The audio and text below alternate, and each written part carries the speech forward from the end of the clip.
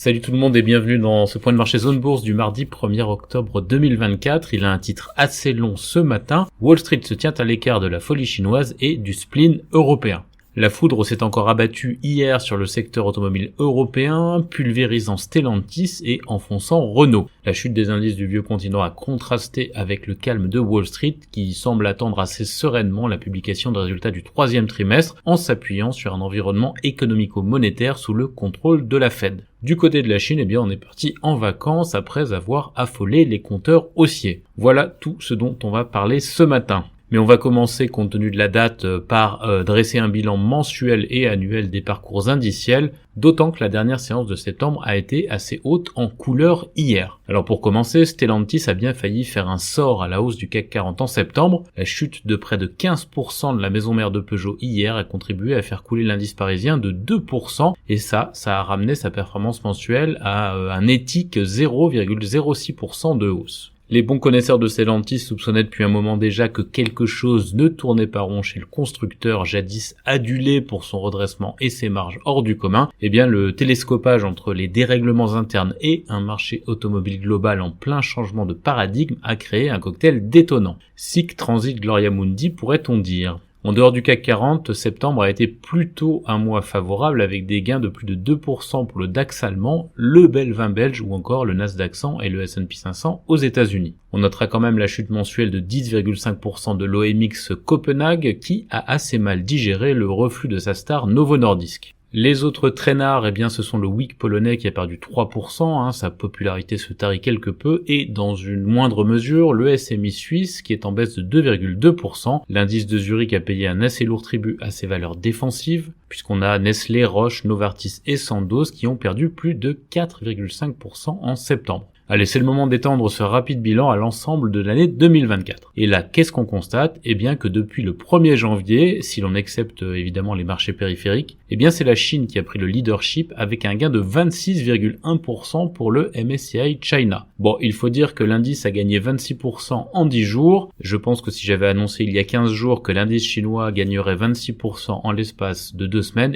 personne ne m'aurait cru. En tout cas, c'est une reprise presque incroyable qui s'est appuyée sur les mesures de relance décidées par les autorités avant la semaine fériée de la fête nationale qui démarre aujourd'hui dans le pays. On a aussi une belle performance pour le S&P 500 aux États-Unis. Il a gagné 20,8% en 2024 devant son double techno maléfique, le Nasdaq 100 qui est à plus 19,2%. On a quand même de belles performances aussi en Europe, on a plusieurs indices qui gagnent entre 15 et 20%, c'est le cas de l'IBEX espagnol, du DAX allemand, de l'AEX néerlandais ou encore du Bel 20 belge. Et là encore, le seul gros lambin du marché, c'est le CAC 40 français, il a gagné seulement 1,2% en 2024, il a été lourdement pénalisé par le déclassement des valeurs du luxe, et encore, LVMH, Hermès et Kering ont nettement rebondi la semaine dernière. Alors pour atténuer la douloureuse, il faut quand même souligner que l'indice CAC 40 dividende réinvesti est quand même en hausse de 5,6% depuis le début de l'année. Allez, on revient sur la séance d'hier à Wall Street. Les indices ont fait fi à la fois du marasme de la séance européenne et de la surexcitation chinoise. Après avoir passé l'essentiel de la journée dans le rouge, Wall Street s'est en effet hissé au plus haut du jour en clôture. Ça a d'ailleurs permis au S&P 500 d'aller accrocher un score de 5762 points. C'est un nouveau record de clôture. Je crois que c'est le 40e et des brouettes de l'année. Ce qui est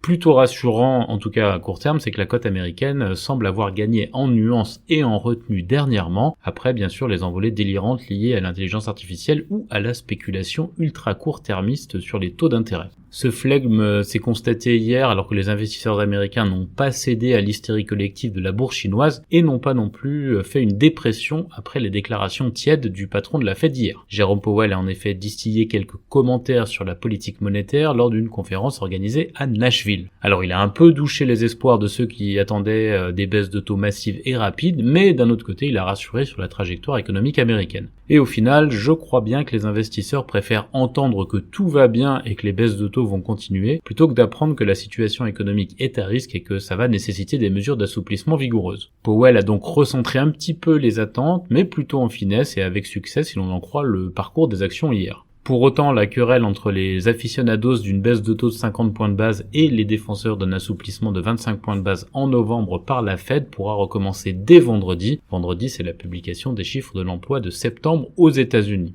En attendant, ils auront quelques statistiques macroéconomiques à se mettre sous la dent aujourd'hui, notamment les enquêtes d'activité PMI et ISM des services, et aussi l'enquête Jolts sur les offres d'emploi. Je rappelle que cette étude Jolts est une enquête officielle du département du travail américain. Elle mesure le nombre d'offres d'emploi disponibles au cours du pénultième mois. On est donc sur des données du mois d'août et pas sur des données du mois de septembre. Elles sont un petit peu passées, mais les investisseurs s'en servent pour valider ou invalider leur théorie sur l'évolution du marché du travail. Dans le reste de l'actualité, des unités terrestres de l'armée israélienne sont entrées au Liban pour des actions ciblées contre le Hezbollah. J'imagine que ciblé, c'est une façon édulcorée de dire qu'il n'y a pas d'offensive terrestre majeure, mais pour autant, ça participe à maintenir le curseur de risque géopolitique à un niveau élevé.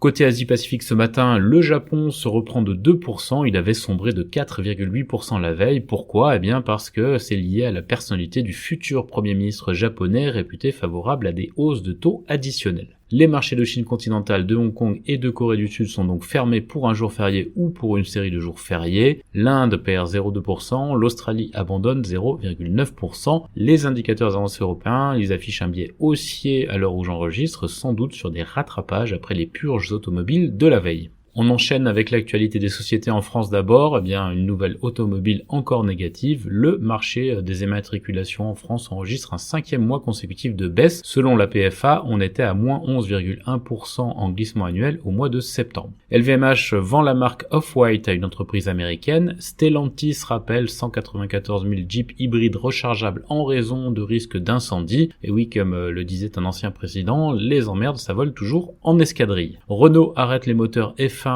qui est un tournant pour le site alpine de Viry-Châtillon. Total Energy serait proche de la décision finale d'investissement sur un projet au Suriname. Engie va réaliser 100 km de ligne électrique, 1000 km de ligne électrique au Brésil. Unibail poursuit son désendettement avec une cession à Paris pour 172,5 millions d'euros et Crédit Agricole lance un programme de rachat d'actions. Technip de son côté a bouclé son propre programme de rachat 2024. JC2Co a pris le contrôle d'IMC et crée une co-entreprise en Amérique centrale. Plastivaloir a finalisé la vente de sa filiale allemande Karl Hess et de son site de Pilsen. Une vingtaine de magasins Casino ferment cette semaine faute de repreneurs. Le distributeur présentera sa nouvelle stratégie au mois de novembre. Du côté des petites valeurs, les propriétaires d'Ogros proposent de racheter les minoritaires à 7 € par action. AB Science a décalé d'une semaine la publication de son rapport semestriel. Hydrogen Refueling Solutions vend une station de recharge hydrogène à Element 2 au Royaume-Uni. Solution 30 a signé avec Atlante un partenariat pour l'installation de 50 points de recharge pour véhicules électriques en Espagne.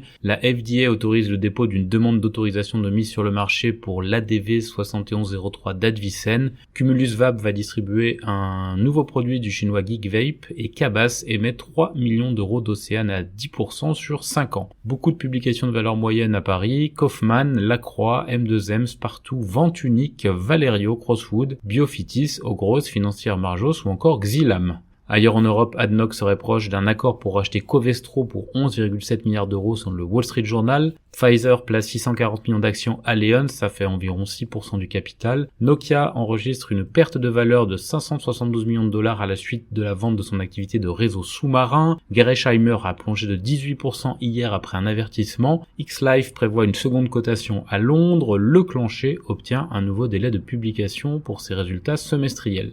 En Amérique du Nord, CVS Health étudierait différentes options, y compris une éventuelle scission selon Reuters. PepsiCo est en pourparlers pour racheter le fabricant de tortillas Siete Foods pour plus d'1 milliard de dollars selon le Wall Street Journal. Kimberly-Clark étudie la possibilité de vendre ses activités internationales dans le domaine des mouchoirs, c'est la marque Kleenex, ça c'est une info de Bloomberg. Le gestionnaire d'actifs TPG est sur le point d'acheter l'entreprise allemande Techem pour 7,8 milliards de dollars, ça c'est selon le FT. Amgen doit faire face à une action en justice pour dissimulation d'une facture fiscale de 10,7 milliards de dollars. Amazon obtient le rejet partiel de la plainte antitrust de la FTC. Barrick Gold et le gouvernement malien s'efforcent de trouver une solution pour les mines d'or de Loulo et de Goukonto. Et eBay obtient le rejet d'une action en justice intentée aux États-Unis pour vente présumée de produits nocifs. Par ailleurs, la société Cerebras, qui est spécialisée dans les puces d'IA, a déposé une demande d'IPO aux États-Unis. Sur l'agenda des publications outre-Atlantique, on a notamment Nike, Paychex et McCormick aujourd'hui. En Asie-Pacifique et ailleurs, Sigma propose de répondre aux préoccupations réglementaires concernant la fusion de 6 milliards de dollars avec Chemist Warehouse. Rea Group était en hausse après avoir renoncé à une offre de rachat sur Rightmove. Tony Vinciquerra, le PDG de Sony Pictures, a quitté ses fonctions. L'entreprise commune BAIC Hyundai dément les informations faisant état de licenciement et JD.com lance le processus de scission de son unité industrielle à Hong Kong. Voilà, c'est terminé pour ce point de marché du jour. Je vous souhaite à toutes et à tous une excellente journée.